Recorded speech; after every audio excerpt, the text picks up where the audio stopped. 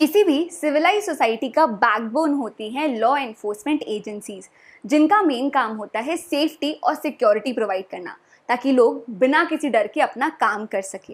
India में ढेरों law enforcement agencies हैं, कुछ स्टेट गवर्नमेंट के अंदर और कुछ सेंट्रल गवर्नमेंट के अंदर, जैसे CBI, raw, national investigation agency, border security force, national security guards और भी कई सारे। और इन्हीं का पार्ट होती हैं स्पेशल इन्वेस्टिगेशन एजेंसीज। इन्वेस्टिगेशन, इसका क्या मतलब होता है? स्टेप बाय स्टेप इंक्वायरी करना, फैक्ट फाइंड करके उसे रिपोर्ट करना। सुशांत सिंह राजपूत की डेथ की जांच तीन सेंट्रल लेवल एजेंसीज कर रही हैं। सुप्रीम कोर्ट ने इस पूरी इन्वेस्टिगेशन की रिस्पॉन्सिबिलिटी दी है सीबीआई को। व्हाट्सएप चैट्स के थ्रू जब ड्रग अब्यूज की बात सामने आने लगी तो एंट्री हुई एनसीबी की, और आगे जाकर जब पैसों की घोटाले की बात सामने आई तो एंट्री हुई ईडी की। आज की इस वीडियो में हम इन 3 सेंट्रल लेवल एजेंसीज के बारे में जानेंगे। चलिए शुरू करते हैं। तो इंडिया की ड्रग लॉ एनफोर्समेंट और इंटेलिजेंस एजेंसी का नाम है नारकोटिक्स कंट्रोल ब्यूरो, एनसीबी, जिसे बनाया गया था 1986 में। इसका हेडक्वार्टर है दिल्ली में और ये अफिलिएटेड है मिनिस्ट्री ऑफ होम अफेयर्स के साथ। करंटली एनसीबी के चीफ हैं मिस्टर राकेश अस्थाना, और एनसीबी को बनाया गया था NDPS act, narcotics drugs and psychotropic substances act के ऑब्जेक्टिव को फुलफिल करने के लिए। वैसे इस एक्ट के ऑब्जेक्टिव आपको कॉन्स्टिट्यूशन के आर्टिकल 47 में भी मिलेंगे, जो इलीगल ड्रग्स और ड्रिंक्स को प्रोहिबिट करने की ड्यूटी स्टेट को देता है। अब अगर एम्स की 2019 की रिपोर्ट की बात करें तो वो ये कहती है कि इंडिया में 5 करोड़ से ज़्यादा ऐसे लोग हैं जिन्होंने कैनबिस या ओपियोइड्स कंज्यूम किया है।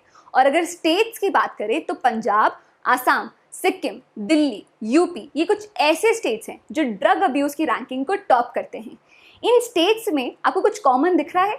International boundaries. लोगों का ये कहना है कि अगर इंडिया को इलीगल ड्रग ट्रैफिकिंग की लड़ाई जीतनी है तो उसे सबसे पहले अपने इंटरनेशनल बाउंड्रीज को सिक्योर करने की जरूरत है, इस सप्लाई चेन को काटने की जरूरत है, जिससे बहुत सारी प्रॉब्लम सॉल्व होगी। क्योंकि मेरे चैनल में यंग ऑडियंस, कॉलेज स्टूडेंट ज़्यादा है, तो एक और बात मुझे आपसे शेयर करनी थी, वो ये कि करंटली गवर्नमेंट के बहुत सारे इनिशिएटिव्स है ड्रग अब्यूज़ के अगेंस्ट, और वो सारे इनिशिएटिव्स 2 चीज़ों की बात करते हैं। पहला है एजुकेशन। इंडिया में सेक्स एजुकेशन की तरह ड्रग अवेयरनेस भी एक टैबू टॉपिक है। स्कूल्स की तो छोड़िए, कॉलेजेस में भी ड्रग अवेयरनेस को लेके कोई चीज़ नहीं की जा रही है।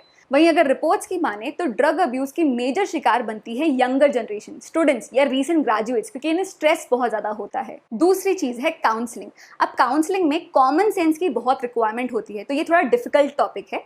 अब इंडिया एज अ सोसाइटी की अगर आप इमोशनल इंटेलिजेंस या ह्यूमैनिटी एस्पेक्ट की बात करें तो रिसेंटली हमने ये देखा है कि जैसे ही बच्चों के रिजल्ट आते हैं आप तुरंत कॉल करके उनसे रिजल्ट नहीं पूछते, क्योंकि आपको समझ में आने लगा कि एक शेमिंग का पार्ट है, ये नहीं करना चाहिए, इससे स्ट्रेस बढ़ता है। तो अगर आपको सोसाइटी से छोटी या बड़ी कोई भी प्रॉब्लम सॉल्व करनी है तो अवेयरनेस के साथ साथ एक्सेप्टेबिलिटी की भी ज़रूरत है। और इंडिया में शेमिंग का जो गिल्टी प्लेजर है, ये एक बहुत बड़ी प्रॉब्लम है। चलिए अब नारकोटिक्स कंट्रोल ब्यूरो के पावर्स और फंक्शंस की बात करते हैं।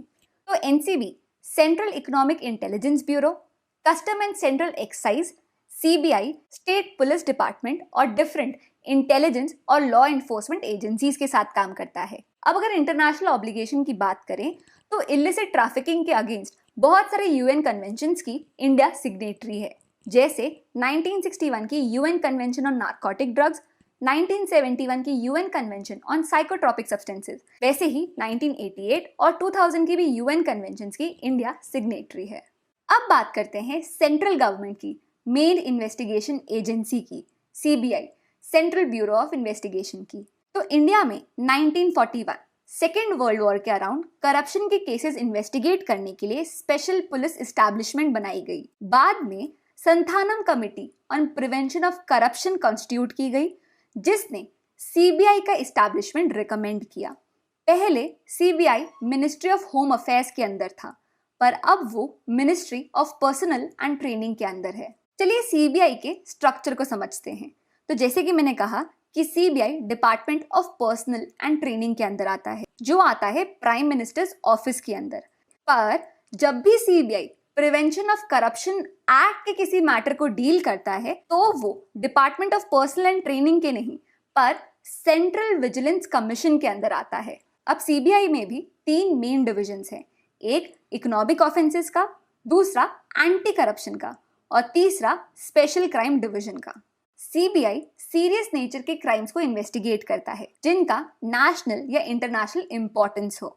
इसके साथ ही स्टेट गवर्नमेंट के रिक्वेस्ट पर सीबीआई उन केसेस को भी इन्वेस्टिगेट करता है जिनकी पब्लिक इंपॉर्टेंस हो। तो ये था सीबीआई का स्ट्रक्चर। तो सेंट्रल गवर्नमेंट की मेन इन्वेस्टिगेशन एजेंसी है central bureau of investigation CBI, जिसकी प्रेजेंट डायरेक्टर है ऋषि कुमार शुक्ला और इसका हेडक्वार्टर है दिल्ली में। वैसे मिस्टर डीपी कोहली को सीबीआई का फाउंडर कहा जाता है, जिन्होंने 1963 से 68 में सीबीआई के ऑफिस को एज अ डायरेक्टर सर्व किया है। सीबीआई से रिलेटेड दो और चीजें जान लेते हैं। पहला है आरटीआई। तो 2012 में सीबीआई को आरटीआई के अंदर, राइट टू इंफॉर्मेशन के अंदर कवर किया गया था, but as of now CBI is exempted from RTI. CBI right to information के अंदर कवर नहीं होती। दूसरा है इंटरपोल, जो वर्ल्ड वाइड क्राइम कंट्रोल के लिए रिस्पॉन्सिबल है। उनके लिए इंडिया में टच पॉइंट है सीबीआई, जो as national control bureau act करता है। तो इंटरपोल के लिए इंडिया में टच पॉइंट है सीबीआई, जो एक्ट करता है as national central bureau. Criminal justice system में सीबीआई का एक बहुत इंपॉर्टेंट रोल रहा है, चाहे वो भनवारी देवी मर्डर केस हो या सत्यम स्कैम हो। पर हर ऑर्गेनाइजेशन की तरह सीबीआई की भी अपनी कुछ प्रॉब्लम्स है, और सीबीआई की सबसे बड़ी प्रॉब्लम है उसकी खुद की ऑटोनॉमी, उसकी इंडिपेंडेंस। चलिए बात करते हैं 1997 के एक सुप्रीम कोर्ट जजमेंट की, Vinita Narayan versus union of India की, जिसमें सुप्रीम कोर्ट ने सीबीआई की इंडिपेंडेंस, उसकी ऑटोनॉमी पर क्वेश्चन उठाया था। ये केस रिलेट करता है हवाला स्कैम से, जिसमें बहुत सारे हाई रैंकिंग ऑफिशियल और ब्यूरोक्रेट्स का नाम करप्शन और ब्राइबरी के मामले में सामने आया। इस केस में ये सामने आया कि गवर्नमेंट के एक्सट्रीमली इन्फ्लुएंशियल लोगों के अगेंस्ट कोई इन्वेस्टिगेशन नहीं किया गया है और ये केस फाइल किया गया, जिसमें सुप्रीम कोर्ट ने माना कि CBI has failed in its responsibility to investigate allegations of public corruption, और सीबीआई की ऑटोनॉमी इंश्योर करने के लिए गाइडलाइंस दिए और सीबीआई को सेंट्रल विजिलेंस कमीशन सीवीसी के सुपरविजन में डाला।